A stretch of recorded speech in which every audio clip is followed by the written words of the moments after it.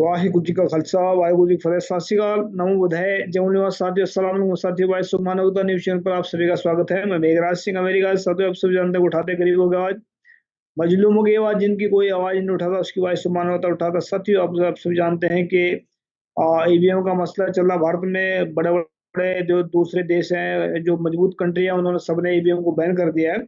लेकिन भारत में क्या ईवीएम के द्वारा जो चल रहा है षड्यंत्र, इसके द्वारा ये क्या भारत के लोग इससे स्वतंत्र मतलब जो आज़ादी को बचा पाएंगे या नहीं बचा पाएंगे, तो इसके हम बारे में बात करेंगे। हमारे साथ में जो है ओबीसी महासभा के अध्यक्ष एडवोकेट संतोष साहब जुड़े हैं, इनका स्वागत करते हैं। उसके बाद में ईवीएम के बारे में बात करेंगे। ईवीएम में भारत के लिए खतरनाक है या कैसे है, तो ईवीएम की वजह से क्या नुकसान होने वाला है, क्या फायदा होने वाला है, ये बात करेंगे। जो जी संतोष साहू जी, आपका वॉइस ऑफ मानवता न्यूज चैनल में बहुत बहुत स्वागत। सत श्री अकाल भाई साहब, क्या हाल चाल है? सत श्री अकाल, धन्यवाद जी।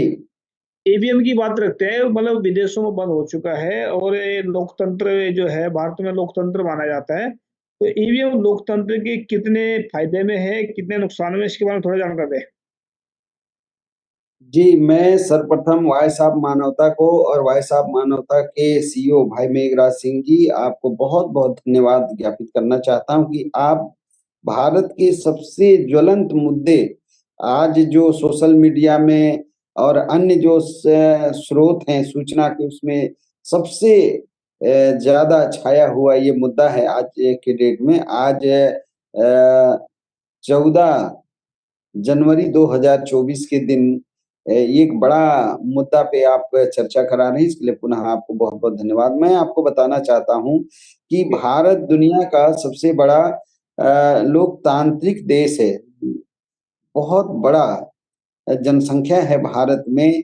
अभी लगभग हम भारतीय 140 करोड़ हो गए हैं। हमारे देश में लोकतंत्र गुलामी के बाद अस्तित्व में आया।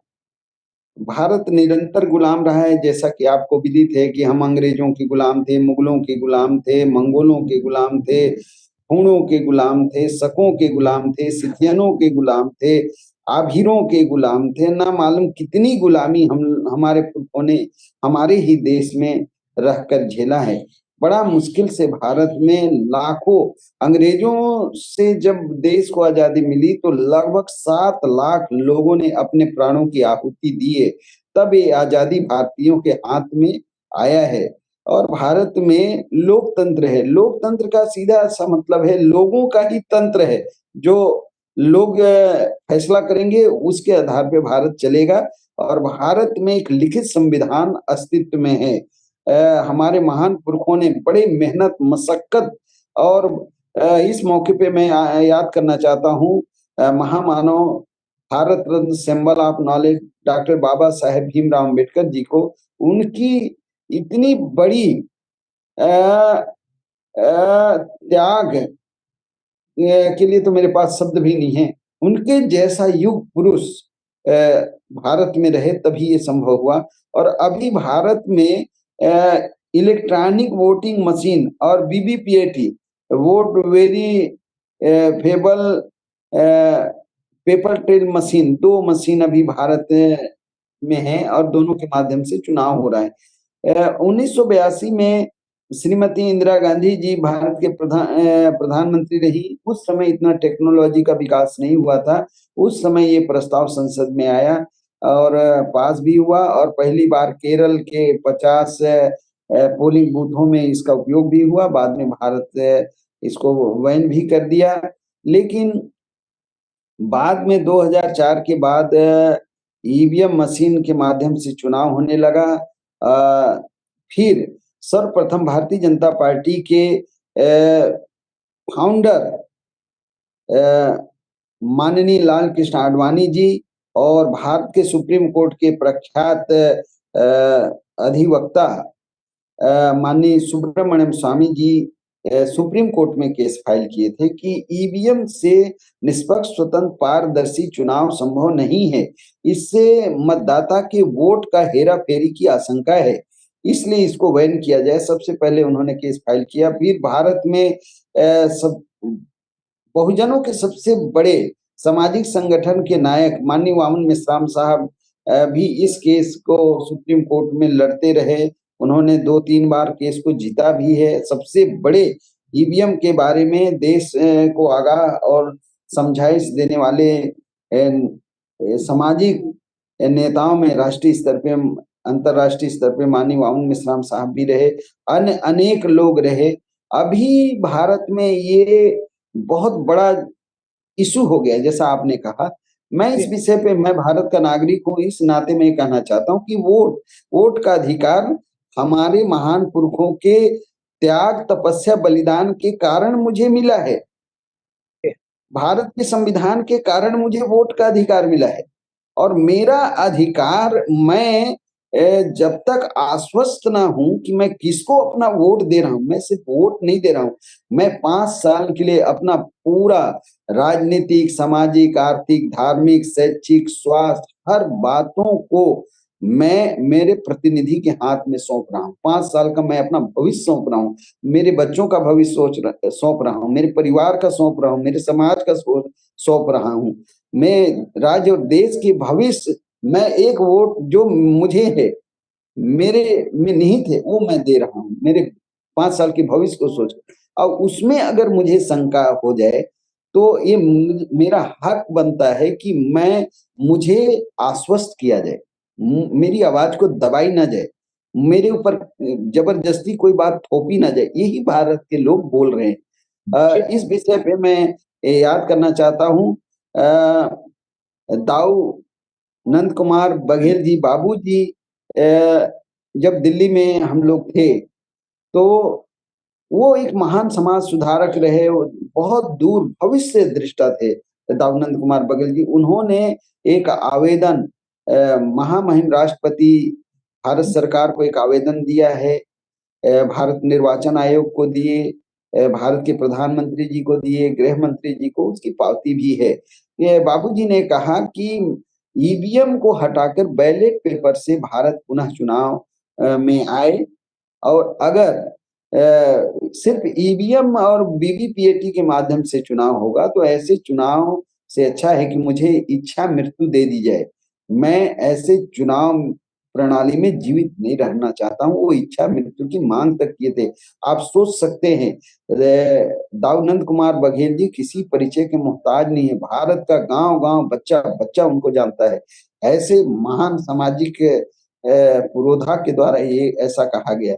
और ईवीएम मशीन है, आपने देखा कि भारत के वैज्ञानिक 15 लाख किलोमीटर चंद्रयान-3 भेजकर यहाँ से रिमोट करके वहां सारा काम किए, पूरा दुनिया ने देखा।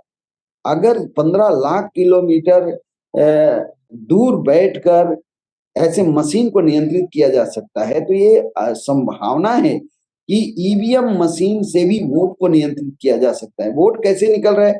2, 5, 7, 9, 10, 11, 11, 12, 5, 0, 2, 3, 5, 7 बड़े बड़े जो कांग्रेस से, बीजेपी से असंतुष्ट होकर स्वतंत्र चुनाव लड़ रहे हैं, उनका तो जमानत जब्त हो जा रहा है। जबकि 1985, 90, 95 तक क्या होता था कि कांग्रेस, बीजेपी के किसी नीति से अगर कोई राजनेता असंतुष्ट हो जाए और स्वतंत्र चुनाव लड़े तो कितने निर्दलीय लोग चुनाव जीतते थे, कितने क्षेत्रीय पार्टियों का विकास हो चुका था भारत में। अभी क्या हो रहा है? तो लोगों को शंका हो रहा है। दूसरा, आप देख रहे हैं अमेरिका में बैठ के भारत के बैंक का करेंसी को लोग चोरी कर ले रहे हैं।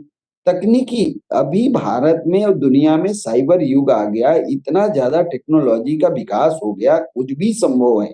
जैसे हमारा मोबाइल है, हमें सवेरे 5 बजे उठना है तो हम 5 बजे का अलार्म लगा दिए, वो करेक्ट 5 बजे बजेगा। 1 मिनट के लिए लगाए तो 1 मिनट बजेगा। अगर 10 मिनट के लिए सेट कर दिए 10 मिनट बजेगा। अगर 2 घंटे के लिए सेट कर दें 2 घंटे बजते रहेंगे। ऐसे ही अगर ईवीएम में अगर कोई शातिर, ऐसे आप देख रहे हैं साइबर में कितने बड़े बड़े अपराध हो रहे हैं, अगर कोई उसको 9 बजे से लेकर 2 बजे तक सेट कर दे कि इसमें इस समय कोई भी मतदाता किसी भी पार्टी के चुनाव चिन्ह में अपना मत करेंगे तो इतने से इतने बजे के बीच में वो जिधर जिस पार्टी के सिंबल में सेट कर देगा उधर ही वोट चला जाएगा। इधर भी सही काम किया, उधर भी सही काम किया, हमें क्या पता। जी बिल्कुल बिल्कुल। ये नकवी साहब जुड़े हमारे साथ में, नकवी साजिद नकवी जी। आपका स्वागत है वॉइस ऑफ मानवता न्यूज़ चैनल पर। बहुत से सत श्री अकाल भाई साहब, अस्सलाम वालेकुम। संतोष साहू जी, जैसे हम देख रहे हैं इसमें मतलब बहुत सारे भी आंदोलन चल रहा है दिल्ली में। जो भानु प्रताप है वो भी है और बहुत सारे एक वकील भी बैठे हैं। तो ये ईवीएम जी के खिलाफ खुला चैलेंज भी कर रहे हैं। वो भी ये भी कह रहे हैं कि भाई अगर ईवीएम से हमें बिल्कुल भी चुनाव होने नहीं देंगे, ऐसा क्यों ऐसा बोल रहे हैं वो। तो उनके पीछे आप क्या कारण समझ रही है? कांग्रेस ने खड़े किए या खुद की ताकत पे बोले, जनता की ताकत पे बोले? क्योंकि बहुत सारे जो ये मतलब बीजेपी वाले हैं, ये जो तकरीबन जो इनके खिलाफ बोलते हैं उसको कांग्रेस के सिर मढ़ देते हैं या किधर कुछ भी बोल देते हैं। इसके पीछे क्या कारण है? ये मतलब जनता की ताकत के हिसाब से बोल रहे हैं या कांग्रेस ने उनको खड़ा किया? जी, मैं माननीय भानु प्रताप जी वो सुप्रीम कोर्ट के सीनियर लॉयर हैं। हेलो। हेलो। माननीय हाँ जी, हाँ जी, महमूद आवाज नहीं आ रही, बोलिए बोलिए। हाँ जी। माननीय हेलो। महमूद प्राचा साहब प्रख्यात अधिवक्ता हैं सुप्रीम कोर्ट के। जी। माननीय प्रशांत भूषण साहब जैसे प्रख्यात अधिवक्ता अ, सुप्रीम कोर्ट में जिनका एक भारत में इन क्या बात। सभी बड़ा नाम है। और ये नाम ही नहीं, इनका एक बड़ा काम है। ऐसे बुद्धिजीवी जो समाज के हित चिंतक हैं, समाज सेवी हैं, निरंतर समाज की बेहतरी के लिए आवाज बुलंद करते रहे। सिर्फ ईवीएम को लेकर नहीं, किसान आंदोलन है, महंगाई है, बेरोजगारी है, भूखमरी है, कुपोषण है, महिलाओं की सुरक्षा का विषय है। ऐसे बहुत सारे मसले पे निरंतर देश और समाज के लिए काम करने वाले लोग, वो साधारण लोग नहीं हैं। करोड़ों लोग उनके फॉलोअर्स हैं, करोड़ों करोड़ों। अभी तो वरिष्ठ अधिवक्ता माननीय भानु प्रताप सिंह जी के बारे में मैं आपको बताऊं, माननीय महमूद प्राचा जी के बारे में, हम छत्तीसगढ़ में हैं, छत्तीसगढ़ के गांव में भी जाके पूछें कि ये कौन है, तो उनके उनके बारे में आपको बड़ा पॉजिटिव जानकारी मिल जाएगा। आपने जो कहा कि कांग्रेस का प्रायोजित है या अन्य किसी का, ऐसा बिल्कुल भी नहीं। ये स्वस्फूर्त आंदोलन है, भारत के बुद्धिजीवियों का आंदोलन है, जिसमें हजारों लोग लगे हुए हैं।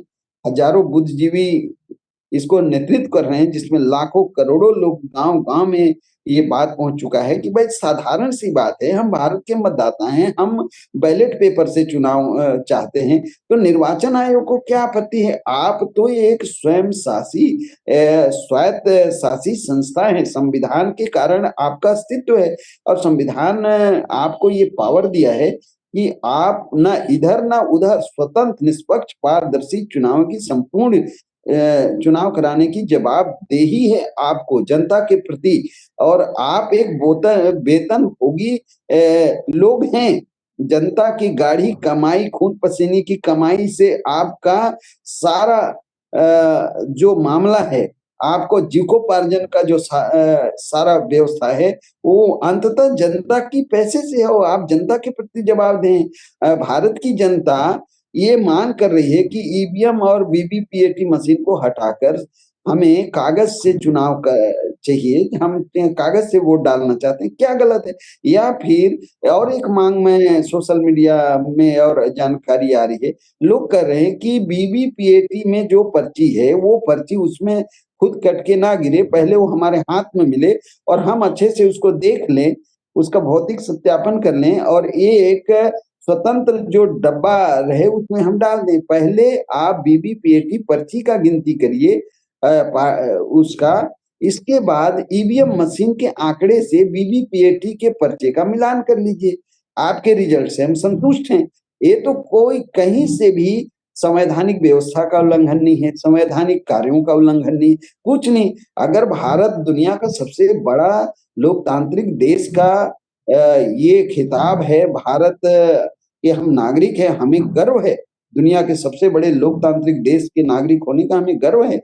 पर ये भी हमें है कि हमारा चुनाव प्रणाली बिल्कुल साफ सुथरा, अच्छे लोग, लड़ाकू लोग हमारे विधानसभा में जाएं, लोकसभा में जाएं, जिला पंचायत में जाएं, जनपद में जाएं, ग्राम पंचायतों में आए, हर संवैधानिक संस्था व्यवस्थापिका के समस्त संस्थाओं में निर्भीक, साहसी और देश प्रेमी और कर्मठ लोग आए। ये भारत की जनता तय करेगी और वही करते हैं। तो आपको जैसे पता है कि जर्मनी का बात है, जर्मनी का सुप्रीम कोर्ट ही बैन लगा दिया, संविधान पीठ, दुनिया, जापान ईवीएम का आविष्कार किया, जो भी किया वहां बैलेट पेपर पे चुनाव। अरे हमारे देश में भी महामहिम राष्ट्रपति जी का चुनाव जब होता है तो बैलेट पेपर से चुनाव होता है, उसमें तो ईवीएम मशीन का उपयोग नहीं करते। तो बहुत विनम्रता से संवैधानिक दायरे में रहकर कानून का पालन करते हुए भी मैं ये कहना चाहता हूँ कि भारत के हम नागरिक हैं और बहुसंख्यक जो लोग हैं, हर तरफ ये आवाज उठ रही कि हमें बैलेट पेपर से चुनाव हमारे देश में हो, साफ सुथरे चुनाव हो। निर्वाचन आयोग, माननीय निर्वाचन आयोग प्रमुख इसमें संज्ञान लेंगे, क्योंकि वो भारत के मतदाता के प्रति वो जवाबदेही हैं। और भारत में अभी हजारों सामाजिक संगठन इसमें लगे हुए हैं, हजारों लाखों अधिवक्ता जो संविधान के मर्म को जानते हैं, संविधानविद हैं, ऐसे बड़े बड़े लोग, बड़े बड़े बुद्धिजीवी, समाज सेवी लोग लगे हुए हैं। तो इसमें और एक बात आता है कि ईवीएम जब भी खराब होगा तो वो खराब हुआ तो वोट कहाँ जा रहा है? तो एक पार्टी विशेष को जा रहे हैं, मतलब बीजेपी की तरफ उसका वोट जाता हुआ दिखाई पड़ता है। लोगों का संदेह गहरा हो जाता है कि मशीन जब भी खराब होगा तो सिर्फ बीजेपी को वोट क्यों दे रहे हैं? ऐसे सवाल आ रहे हैं। आप भी सोच सकते हैं, कई बार सोशल मीडिया में आए, उसके एविडेंस है हम लोगों के पास। फिर ईवीएम मशीन जगह जगह खराब हो जाता है। पहले कहा जाता था कि नहीं, चुनाव में बैलेट पेपर से चुनाव में बहुत कागज लगते हैं। बाद में समझ में आया कि भारत में एक दिन में जितना अखबार निकलता है, कागज से अखबार, एक दिन के अखबार के बराबर भी बैलेट पेपर नहीं लगेगा। वो बात में कोई दम नहीं रहा। फिर चुनाव परिणाम आने में बहुत विलम्ब हो जाता है। अरे अभी तो एक एक डेढ़ डेढ़ महीना चुनाव चल रहा है। हम छत्तीसगढ़ में यहाँ पे 17 नवंबर को हमारे क्षेत्र में 7 नवंबर और 17 नवंबर को मतदान हुआ। और काउंटिंग कब हुई? 3 दिसंबर को हुआ। मैं माफी चाहता हूँ, थोड़ा नकवी साहब जुड़े हैं, इनसे बात कर लेते, थोड़े हमसे भी ले लेते जानकारी। नकवी साहब सत श्री अकाल, अस्सलाम वालेकुम, क्या चल रहा है जी? ईवीएम के समर्थन में है, तो जो ईवीएम के समर्थन में है, ज्यादातर 90% 95% लोग ईवीएम के विरोध में है और 1-2% लोग ईवीएम के समर्थन में है। इसलिए संघर्ष करना बहुत जरूरी है। इसका मतलब लोकतंत्र नहीं है। इसका मतलब है क्या, इनको इनको इनको क्या कहना चाहते हैं? जितने भी संगठन चल रहे हैं तो एक दूसरे की टांग खींचने में लगे हैं, एक दूसरे का साथ दे रहे हैं, तो इनको कैसे इकट्ठा किया जा सकता है?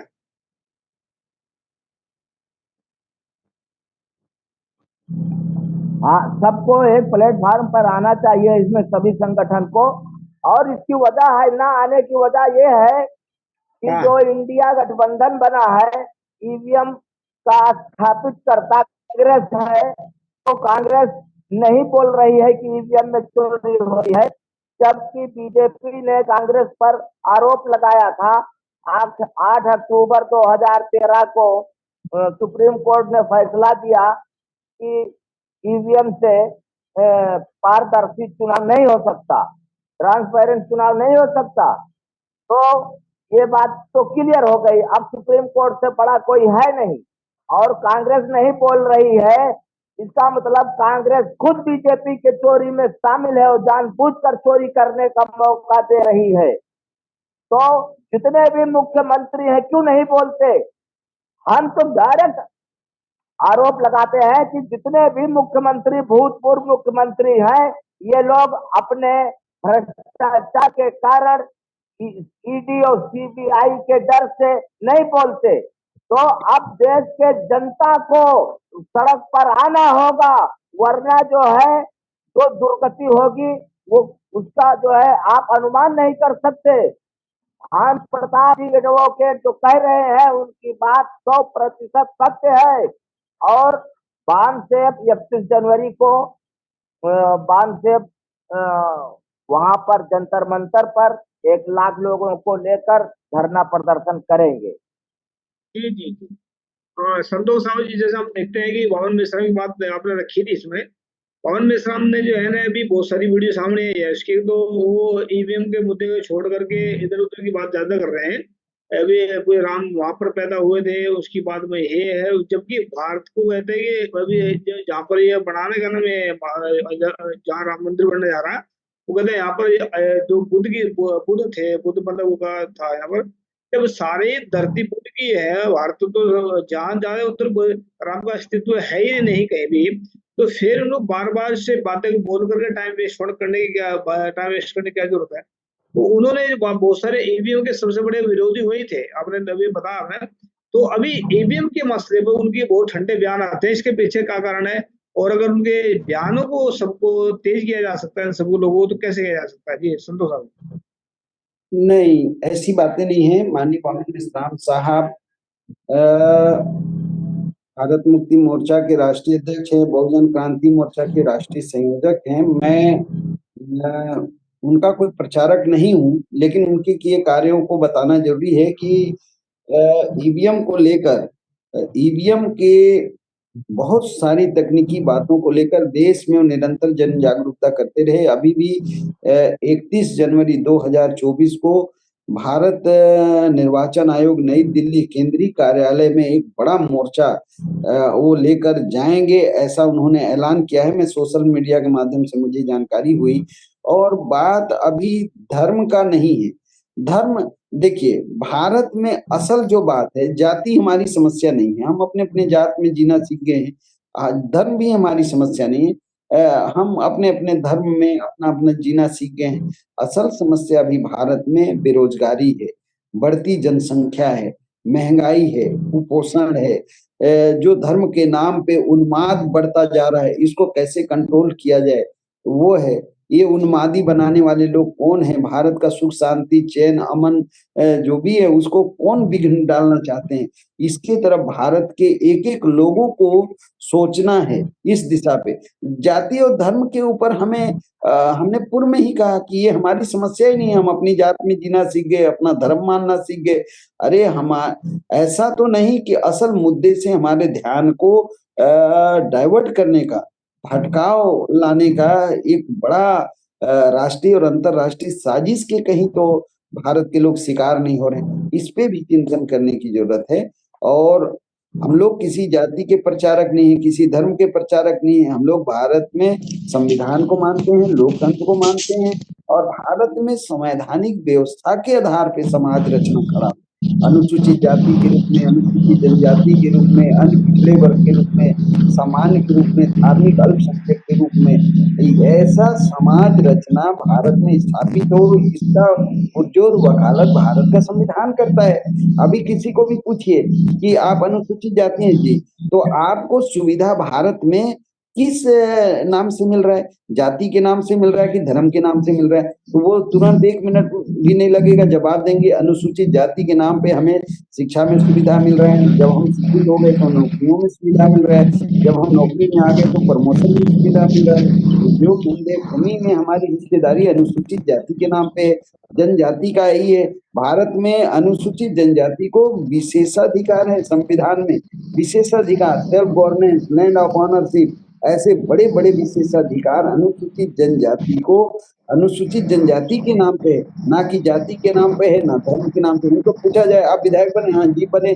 तो आप अपने जाति के नाम पे बन गए या धर्म के नाम पे बन गए? तो बोलेंगे नहीं, मैं तो अनुसूचित जनजाति के विशेषाधिकार के कारण बना। ओबीसी आज ओबीसी में जो सुविधा मिल रहा है, नौकरियों में सुविधा मिल रहा है, हालांकि रिजर्वेशन में प्रमोशन ओबीसी को नहीं है। राजनीतिक सुरक्षा, सुरक्षित सीट ओबीसी को ओबीसी के नाम पे नहीं है, जिसकी लड़ाई भारत में निरंतर आगे बढ़ रही है। फिर भी जो भी सुविधाएं आज भारत में ओबीसी को मिला है वो अन्य पिछड़े वर्ग अर्थात ओबीसी के नाम पे मिला है। उनसे पूछें आप आईएएस, पीएस, आईएफएस, आईआरएस और ऐसे बड़े बड़े संस्थानों में आप आसीन हैं, तो आप अपने जात के नाम पे हैं कि वर्ग के नाम पे या धर्म के नाम पे? तो बताएंगे कि नहीं, मैं वर्ग के नाम पे हूँ।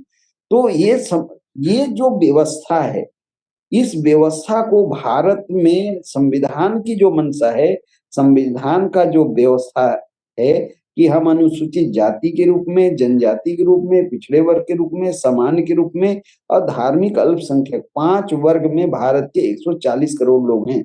अगर ये व्यवस्था बराबर संवैधानिक व्यवस्था के आधार पर खड़ा होगा तो भारत में किसी भी तरह की लड़ाई नहीं होगी। अनुसूचित जाति की जनसंख्या लगभग भारत में 22 से 25 करोड़ है। हर संस्था में उनके संख्या के अनुपात में उनकी भागीदारी है।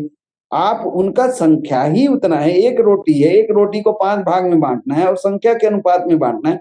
आप बराबर जब बांट देंगे तो लड़ाई क्यों होगी? सही सही सही सही। और नकवी साहब क्या कहना चाहते हैं लास्ट में? आप इसको ईवीएम को मतलब कैसे मिटाया जा सकता है, खत्म किया जा सकता है, इसके बारे में थोड़ा जानकारी दे। ये लास्ट सवाल होगा मेरा आपसे नकवी साहब। अगर ईवीएम नहीं हटेगी तो देश की हालत बहुत बद से बदतर हो जाएगी। जनता को समझना बहुत जरूरी है और ईवीएम हटने के लिए अब बामसेब को और भान प्रताप, महमूद पराचा जितने लोग हैं सभी को इकट्ठा होना जरूरी है। और इसमें मेन वजह जो है वो नहीं हो रहे हैं, कांग्रेस खुद इसमें जिम्मेदार है। कांग्रेस के ऊपर जब आरोप लगा था, कांग्रेस लाई थी तो उसे बोलना चाहिए कि ईवीएम हटाओ। और इन्होंने एक प्रस्ताव भी पास करवाया है कि या तो सत्ता दल जो है हटा सकती है ईवीएम और या तो मुख्य विपक्षी। तो या तो कांग्रेस रहती है मुख्य विपक्षी या तो बीजेपी, तो हटेगी कैसे? इसका मतलब दोनों ये शामिल हैं। अरे जनता को समझने की बहुत जरूरत है। प्राइवेटाइजेशन जो हो रहा है, निजीकरण, प्राइवेटाइजेशन हो गया। अभी इंडिया में ये एरोप्लेन किधर है? एरोप्लेन किसके पास है? किसी पास, सरकार के पास तो नहीं है अभी। तो इन सब बातों को जनता को बहुत समझने की जरूरत है। रेलवे जो है, रेलवे से भारत का इनकम होती है, कितने लोगों को नौकरी मिलती है, करोड़ों लोगों को। तो ये जनता कहाँ समझ रही है?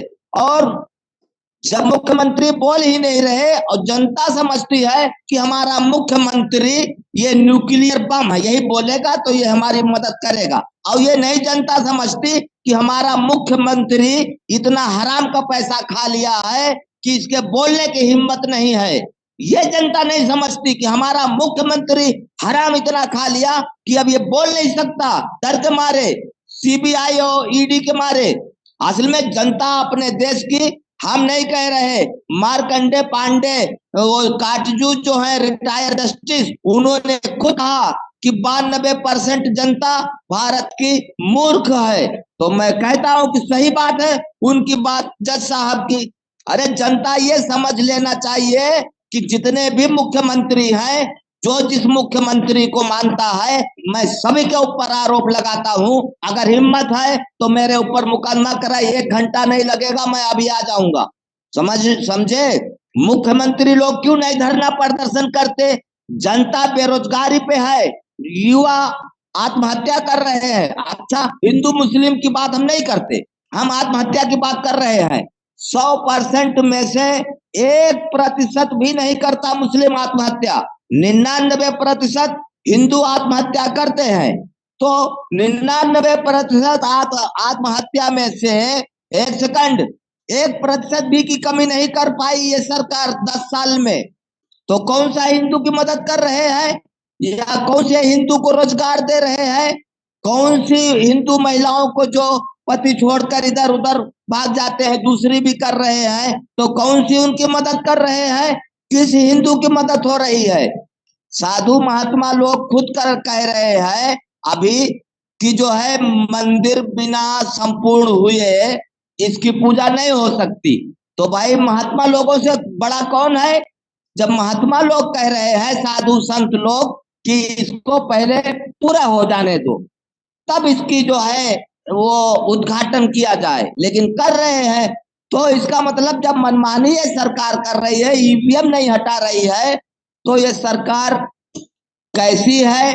लोकतंत्र तो है नहीं, बिल्कुल लोकतंत्र नहीं है। कौन आदमी, कोई भी एक आदमी साबित कर दे कि लोकतंत्र है, मैं उसके घर पर मैं नौकरी करूंगा फ्री में, जिंदगी भर मैं उसके घर पर नौकरी करूंगा। और जो पैसा हमारे ऊपर फाइन पड़े मैं पैसा भी दूंगा, जो हमारे ऊपर फाइन आएगी मैं वो, जो सजा होगी मैं वो सहूंगा।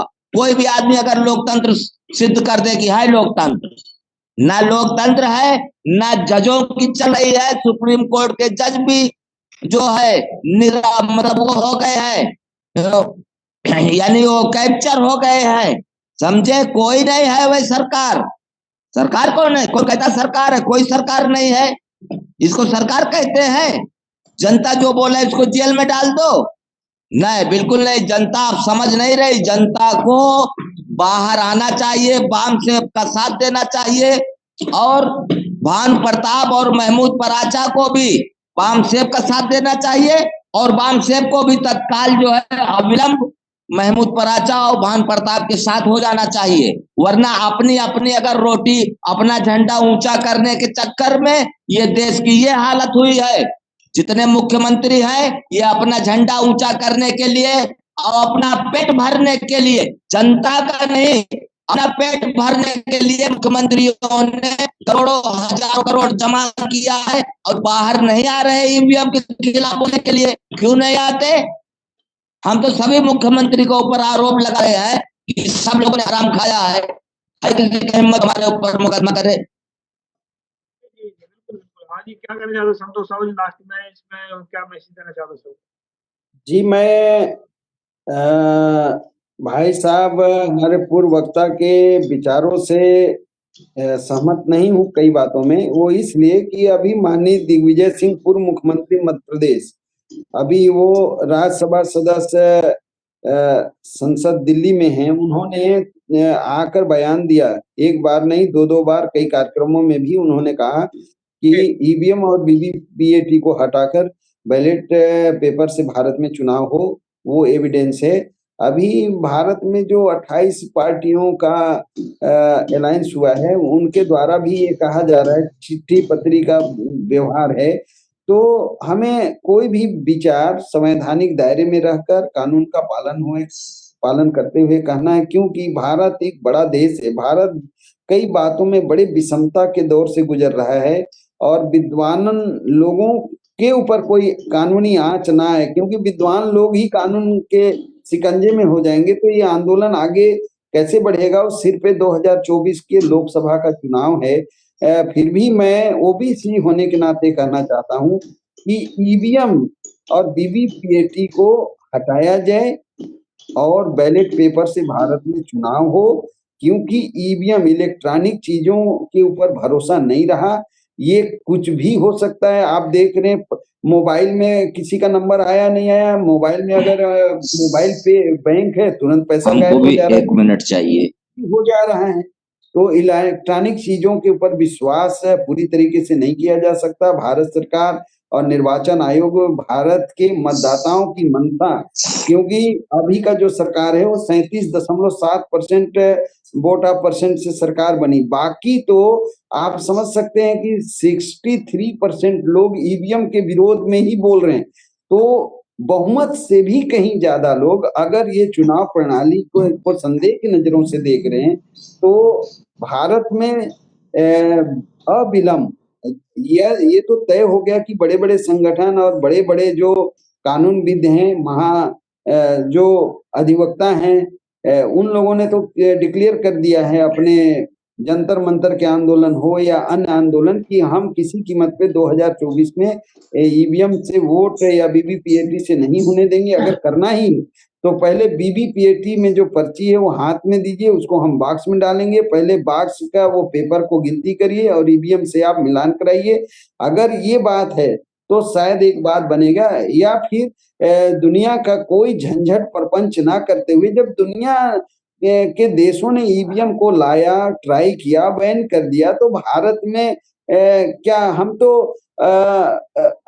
अर्ध विकसित देश में हम तो, हमारा देश तो विकासशील की श्रेणी में है। बड़े बड़े साइबर युग में जीने वाले देशों ने इसको बैन कर दिया। तो मैं अंततः भाई साहब मानवता के माध्यम से मैं अपना जो मत है, और हम लोग छत्तीसगढ़ और अगल बगल सामाजिक संगठनों के लोगों से भी बातचीत होती है कि हाँ ये सही है कि भारत में बैलेट पेपर से चुनाव हो, और इसके हम लोग समर्थक हैं। जी जी बिल्कुल। जी क्या कहना चाहते हैं भाई साहब? मैं कहना चाह रहा हूँ भाई साहब, बहुत शुक्रिया कि अब चुनाव, लोकसभा चुनाव करीब है, और अब सरकार को एक बहाना भी मिल जाएगा। अगर जो अभी नहीं आंदोलन हुआ कि भाई अब समय नहीं है, इस बार हो जाने दो, ईवीएम से चुनाव, अब अगले चुनाव में जो है बैलेट पेपर से चुनाव होगा, क्योंकि 3 महीने 4 महीने बच रहा है और बैलेट पेपर के लिए भी कम तैयारी करने के लिए कम से कम 3 महीने चाहिए, समझे। तो कहाँ टाइम बचेगा इनके पास। और अगर इस बार सरकार या तो मिक्स आना चाहिए और या तो बीजेपी हटना चाहिए, और अगर बीजेपी भी जीते या कांग्रेस जीते, हमें किसी की सरकार से लेना देना नहीं, कोई भी जीते, ईमानदारी हो। और अगर इस वक्त कोई भी, मैं पूरे भारत के लोगों को चैलेंज कर रहा हूं, कोई भी आदमी अगर साबित कर दे कि लोकतंत्र है तो हमें जेल में डालो, आजीवन कारावास के लिए मैं लिखित दे रहा हूं। चलिए, अच्छी बात है, ये तो आपने जो चैलेंज कर दिया अच्छी बात है। लेकिन मैं इतना कहना चाहता हूँ, देखो बीजेपी जो है वो हर एक इंसान को अभी जो जो सामने आ रहे हैं उनको भी जेल में डाल रही है, और ओपिनियन है जो उनके खिलाफ बोलते हैं उनको भी जेल में डाल रही है। तो ऐसे हालात में क्या बोलते हैं कि बिना, एक इनका शंकराचार्य हुआ वो तगड़ा, पहले इनका जो विद्वान हुआ, वो कहते हैं कि विनाश काले विपरीत बुद्धि।